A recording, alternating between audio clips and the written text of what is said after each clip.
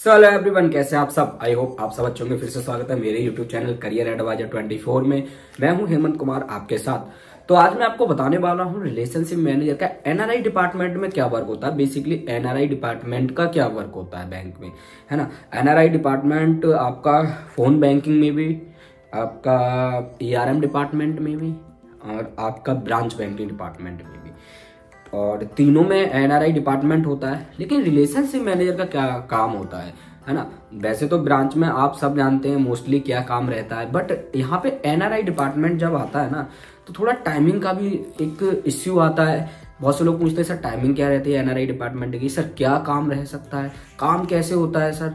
तो वो बहुत सारे क्रॉस क्वेश्चन एनआरआई डिपार्टमेंट के निकल के आते हैं। तो चलिए, जितनी मुझे एनआरआई डिपार्टमेंट की इन्फॉर्मेशन है, जितना मैंने बैंक में काम किया, आज मैं आपको बताने वाला हूँ एनआरआई डिपार्टमेंट के बारे में, जो कि बैंकिंग सेक्टर में है। क्या काम है, कैसे काम है, वो सब हम आज डिस्कस करने वाले हैं। तो बात करते हैं एनआरआई डिपार्टमेंट। ठीक है, एनआरआई डिपार्टमेंट बैंकिंग सेक्टर में। ठीक है,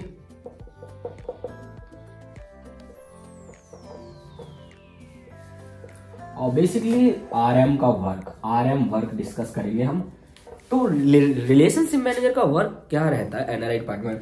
एनआरआई डिपार्टमेंट मतलब नॉन रेजिडेंशियल ऑफ इंडिया, और जो लोग इंडियन तो हैं, ठीक है, सारी चीजें उनकी इंडियन है, ठीक है, आप उनका कोई भी डॉक्यूमेंट्स वगैरह इंडियन तो हैं वो लोग, ठीक है, बट वो काम करते हैं आउट ऑफ कंट्री।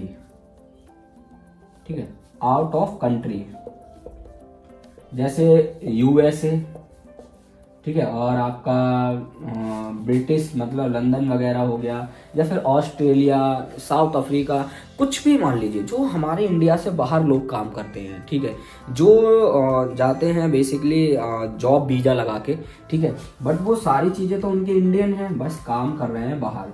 तो उनकी जो सैलरी आती है ना, वो आती है बैंक में, जो इंडियन बैंक होती है उसमें आती है सैलरी। तो वहां से डॉलर में आएगी, ठीक है, मोस्टली तो डॉलर ही यूज होता है, बट यहाँ पे आके करेंसी जो होती है ना चेंज हो जाती है रुपीज में। सिंपली इतना तो, ये तो क्लियर है, सब जानते हैं कि यार हाँ सर डॉलर में आती है सैलरी के लिए। डिपार्टमेंट एनआरआई डिपार्टमेंट में अब जैसे उनका जो अकाउंट होता है, तो उनको जो बैंक अकाउंट होता है, ठीक है, यहाँ पे समझिए। अब ये छोटा सा ही वीडियो रहेगा, बट इसमें बहुत सारी हिंट आपको मिलेगी। बैंक अकाउंट, ठीक है, इंडिया के कोई सी भी बैंक में, ठीक है, एबीसी बैंक में मान लीजिए अकाउंट है। अब वो सारी चीजें तो हमारा इंडिया मैनेज कर रहा है, अकाउंट वगैरह लेन देन का सारी चीजें, क्रेडिट कार्ड भी इसी बैंक से है उनका, ठीक है, और जो भी फंक्शंस हैं, जो भी काम कर रहा है एनआरआई, जो भी एनआरआई है जिनका बैंकिंग है वो इंडिया के साथ है। अब उन्होंने कोई भी अमाउंट ट्रांसफर किया और उसमें अगर इश्यू आता है, तो एनआरआई डिपार्टमेंट में जो रिलेशनशिप मैनेजर होते हैं आरएम, वो क्या होते हैं ना, या तो एनआरआई डिपार्टमेंट देखिए 3 जगह होता है, पहले समझिए।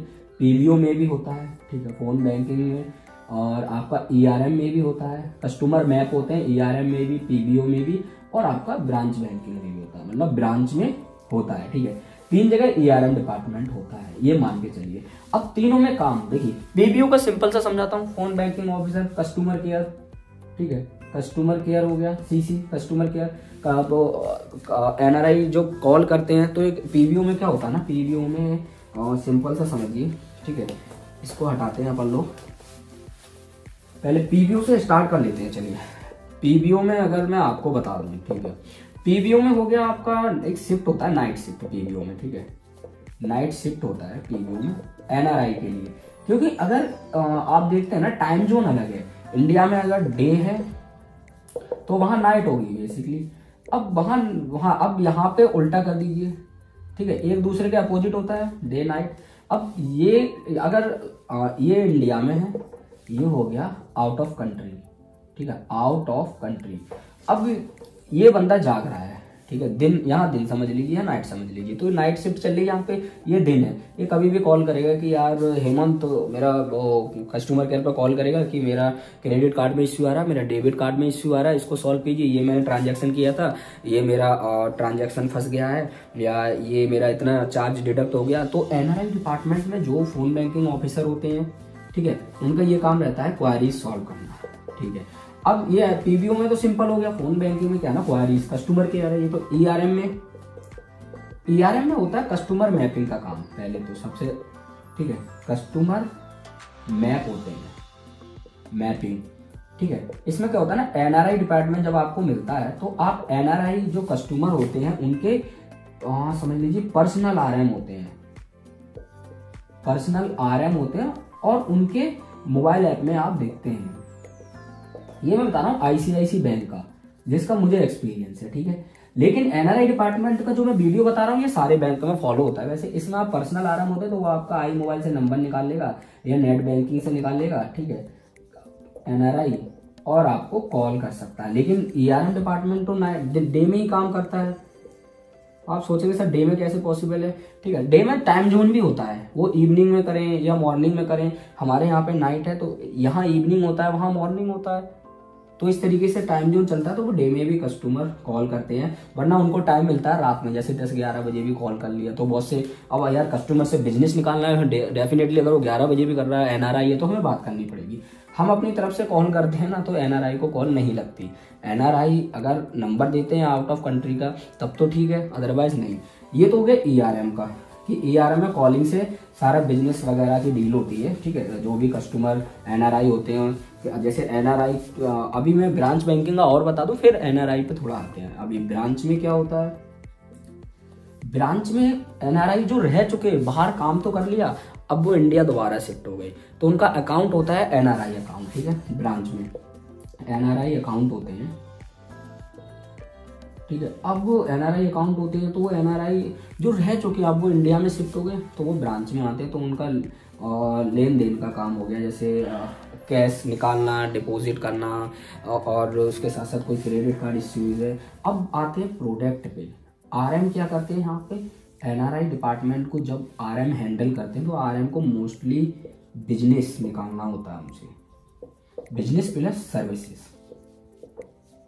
ठीक है। अब कस्टमर कॉल भी कर सकता है आपको, कस्टमर ब्रांच में विजिट भी कर सकता है, ठीक है, कस्टमर ब्रांच में विजिट भी कर सकता है, ब्रांच विजिट, ठीक है।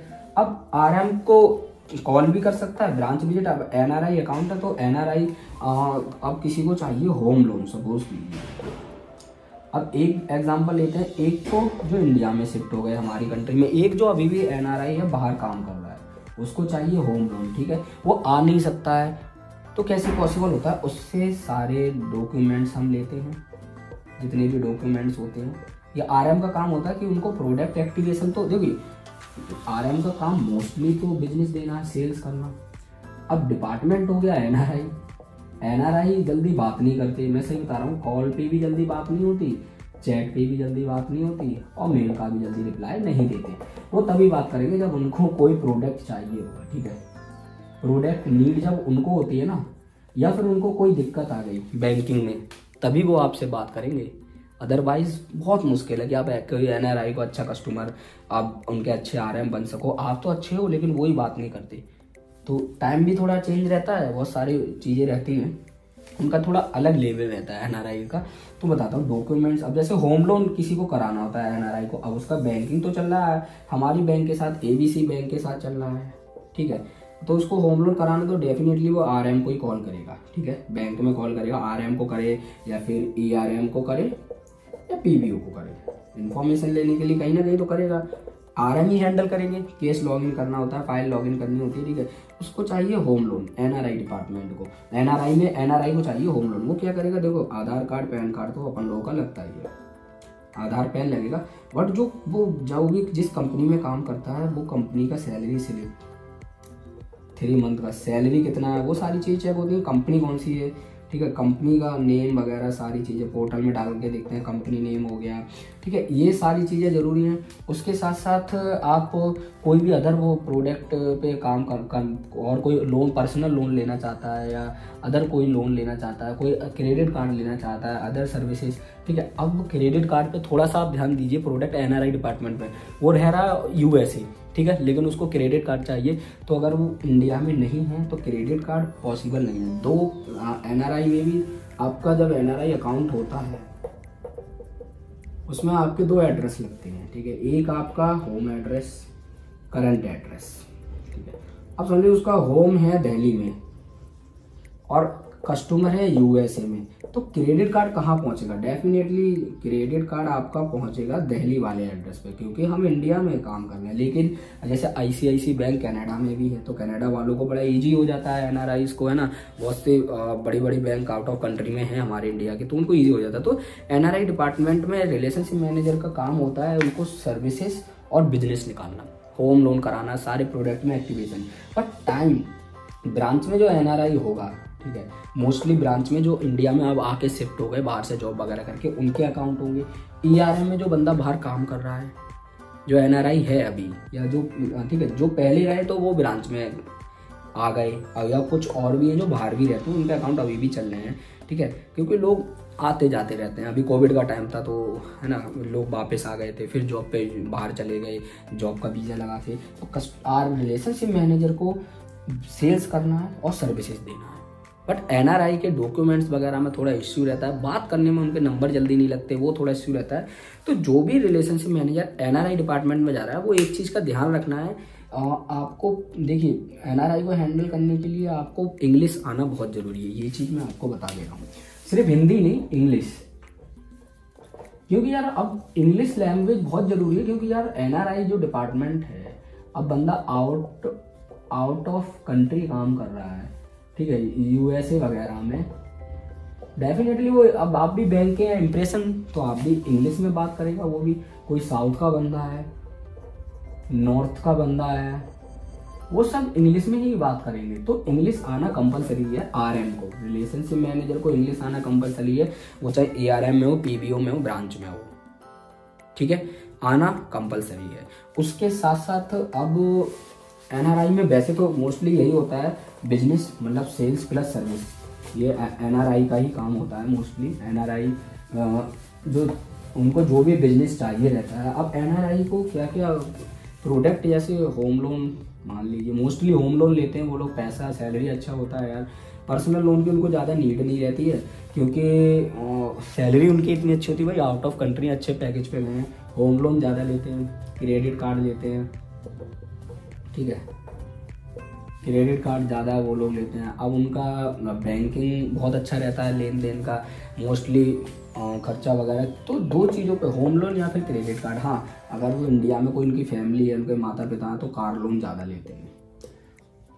आपको पता है एनआरआई मोस्टली इन्हीं चीज़ों पे ज़्यादा काम करते हैं, होम लोन लेंगे, क्रेडिट कार्ड या फिर कार लोन, ठीक है, क्योंकि वो अच्छा पैसा कमा के या तो फ्लैट लेंगे, मतलब फ्लैट ले लेते हैं कहीं पे, अपना फील्ड मतलब ज़मीन ले लिया, प्लॉट ले लिया, तो इस तरीके से इन सब के रेट में। लेकिन अब रिलेशनशिप मैनेजर हैं आप, तो आपको तो यार हर प्रोडक्ट में एनआरआई से एक्टिवेशन करवाना है, हर प्रोडक्ट में डीमैट भी उनको करवाना है, बिल्कुल इम्पोर्टेंट प्रोडक्ट है, डीमैट कराना है, इन्वेस्टमेंट में एमएफ म्यूचुअल फंड कराना है, ठीक है, आपको क्रेडिट कार्ड तो कराना ही है, ठीक है, डेबिट कार्ड को अपग्रेड भी करना है, ठीक है, debit card upgrade, credit card को भी अपग्रेड कर सकते हैं, ठीक है। उसके साथ साथ आपको ट्राई करना है पर्सनल लोन का भी, पीएल का भी ट्राई करना है, आपको कार लोन का करना है, ठीक है, आपको एचएल का करना है। मोस्टली जितने ये बैंकिंग प्रोडक्ट होते हैं ना, एनआरआई को एक्टिवेशन करवाना होता है, और इसको कौन कराता है? जो रिलेशनशिप मैनेजर होते हैं, चाहे वो ब्रांच में हो, पीबीओ में हो, ईआरएम में हो, भाई साहब सीनियर ऑफिसर होते हैं वैसे तो ब्रांच में, S1 S2 ग्रेड के, है ना। इसमें आपका जो रिलेशनशिप मैनेजर होते हैं ब्रांच में, और उसमें ई रिलेशनशिप मैनेजर। बट काम यही रहता है एनआरआई डिपार्टमेंट में, प्रोडक्ट एक्टिवेशन और सर्विसेज। किसी क्रेडिट कार्ड में इशू है तो उसका एसआर जनरेट कर दिया, रिक्वेस्ट जनरेट कर दी, सॉल्व हो जाएगा। किसी का बैंकिंग में इशू है, कोई चार्ज लग गया, उसके एसआर क्रिएट कर दिया, उसकी प्रॉब्लम सॉल्व कर दी। तो अब एक हिंट और, जो भी नए रिलेशनशिप मैनेजर आते हैं उनको इम्पोर्टेंट है प्रोडक्ट नॉलेज यार। आप किसी भी डिपार्टमेंट में जा रहे हो, जब तक प्रोडक्ट नॉलेज नहीं है, एनआरआई डिपार्टमेंट में प्रोडक्ट नॉलेज नहीं है, नहीं सर्वाइव कर पाओ, क्योंकि आपको बिजनेस भी करना है, सेल्स भी करनी है एनआरआई डिपार्टमेंट में। कोई एनआरआई आता है, और मोस्टली एनआरआई एफडीज बनाते हैं, म्यूचुअल फंड में इन्वेस्ट करते हैं, डीमैट भी वो लोग यूज़ करते हैं, क्योंकि आउट ऑफ कंट्री वो जाते हैं ना, तो नई नई लोगों से मिलते हैं, सीखते हैं बहुत सारी चीज़ें, तो वो हर चीज़ में पैसा इन्वेस्ट करते हैं। बट आपको तरीका है, उनको आपको इंग्लिश अच्छी आनी चाहिए, आपको प्रोडक्ट नॉलेज अच्छी होनी चाहिए, आपको डोर स्टेप बैंकिंग होता है, घर पे भी जाना पड़ सकता है। कोई एनआरआई का 60 से ऊपर एज है, वो आ नहीं पा रहा है, तो जो भी एनआरआई डिपार्टमेंट का काम होता है थोड़ा टफ होता है लेकिन सही रहता है। कोई अच्छा एनआरआई मिल गया तो वो कम से कम यार 60-70 1 करोड़ तक का होम लोन कराते हैं, ऊपर भी कराते हैं, जिनका सैलरी पैकेज अच्छा होता है। कोई आईआईटी से गया, आईआईएम से गया ना, तो इस तरीके से। तो एनआरआई डिपार्टमेंट का होप्स आपको समझ आया होगा। एक बार छोटा सा आपको ऐसे ब्रीफ में बता देता हूँ थोड़ा सा कि यार एनआरआई जो डिपार्टमेंट होता है ना, वो आउट ऑफ कंट्री में जो लोग काम कर रहे हैं, ठीक है, उनका अकाउंट इंडिया में चल रहा है, इंडियन बैंक में चल रहा है, बैंक सारे मैनेज कर रही है, तो उनका लेन देन में अगर कोई इश्यू आता है, चार्ज कट गए, क्रेडिट कार्ड, कोई भी अदर, तो आप जो रिलेशनशिप मैनेजर हैं वो उनकी सर्विस देंगे, उनकी क्वायरी सॉल्व करेंगे, उसके साथ साथ उनसे सारे प्रोडक्ट में एक्टिवेशन भी कराना होता है। ये रिलेशनशिप मैनेजर का पीबीओ में नाइट शिफ्ट हो सकती है, ईआरएम में डे में ही काम करना पड़ा है, ब्रांच में भी डे में काम करना होता है। बट जो होते हैं ना आपका, उनको नंबर वो दे देते हैं अपना, जो वो वहाँ व्हाट्सएप वगैरह चलाते हैं, कॉलिंग हो सकती है वो, तो उनसे बिजनेस निकल जाता है। ईजी नहीं होता, टफ होगा। प्रोडक्ट नॉलेज, ये सारी चीज़ें ध्यान में रखिए। थैंक यू सो मच यार। आई होप कि आज की वीडियो आपको एनआरआई डिपार्टमेंट में समझ आई। बट एनआरआई डिपार्टमेंट में जो मैंने बताया यही काम होता है मोस्टली, बिजनेस भी एक्टिवेशन, क्योंकि कासा भी आपको उनका मैनेज करना होता है ना, तो वो सारी चीज़ें देखनी होती है ना। एक कासा बुक होता है, उसको मैनेज करना, मतलब ऐसा नहीं है कि कासा ही प्रॉपर नहीं, कासा बुक जिसमें कि आपका क्या क्या प्रोडक्ट एक्टिवेशन है किसका। एनआरआई जो होते हैं मोस्टली उनका तो अकाउंट जो होता है ना, मोस्टली अकाउंट जो होता है ना, एनआरआई अकाउंट सैलरी अकाउंट होता है। अब जो जनरल किसका होता है ना, जो इंडिया में वापस आ गए, ठीक है, तो मोस्टली सैलरी अकाउंट, ठीक है, तो सैलरी अकाउंट मोस्टली होता है, तो इसी पे काम करना होता है, ठीक है, एनआरआई डिपार्टमेंट में। बट क्या है ना, जल्दी बिजनेस नहीं निकल पाता दोस्त, ये चीज़ ध्यान रखिएगा। तो थोड़ा मेहनत करनी पड़ेगी, इंग्लिश स्ट्रांग बनाना पड़ेगा, उनसे बात करने के लिए टच में रहना पड़ेगा, ठीक है, तभी बिजनेस पॉसिबल है। उनको समझाना बड़ा हेडेक होता है, क्योंकि वो भी अच्छे ऑर्गेनाइजेशन में काम करके आ रहे हैं बाहर से ना, वो भी नॉलेज लेके आ रहे हैं उल्टा, और नए रिलेशनशिप मैनेजर को समझा देते हैं यार ये इन्वेस्टमेंट, ये वो बैंक है, वो ऐसा है, ये इतना अच्छा म्यूचुअल फंड, ये अच्छा है, वो तो बहुत सारी चीज़ें होती है कि रिलेशनशिप मैनेजर भी हक्का बक्का हो जाते हैं, अरे यार ये तो हम पे उल्टा भारी पड़ गया। तो आपको प्रोडक्ट नॉलेज डीपली लेनी है, इतना अंदर घुस जाना है प्रोडक्ट के अंदर कि आपका दिमाग में चले कि यार अगर ये मेरे से 4 गुना होशियार है तो मैं प्रोडक्ट में इसको पीछे कर सकूँ, क्योंकि मैं बैंक का पार्ट हूँ, मैं बैंक में काम कर रहा हूँ। तो जो भी एंट्री करने वाले हैं रिलेशनशिप मैनेजर जो कर रहे हैं एनआरआई में हैं, वो भी अपना फीडबैक दें कि आप लोगों का कैसा एनआरआई डिपार्टमेंट कैसा काम चल रहा है। जो लोग जाने वाले हैं उनके लिए तो बहुत हेल्पफुल वीडियो रहने वाली है। थैंक यू सो मच यार। 18 मिनट ऑलरेडी हो गए, ज़्यादा टाइम नहीं लेंगे, बट वीडियो थोड़ी लंबी हो जाती है यार जब हम बैंकिंग में बात करते हैं, बैंकिंग सेक्टर की, कोई डिपार्टमेंट की। तो सो थैंक यू, अपना आप ध्यान जरूर रखिए यार, और all the best of luck for your future. जो भी ज्वाइन करने वाले हैं उनके लिए कोई क्वारीज है तो व्हाट्सएप कॉल मत कीजिए, व्हाट्सएप पे मैसेज कीजिए, वेट कर लीजिए रिप्लाई का, कमेंट का वेट कर लीजिए, कमेंट कर दीजिए, वेट कर लीजिए। मैं जब भी फ्री होता हूँ रिप्लाई देता हूँ और हमेशा देखता रहूँगा।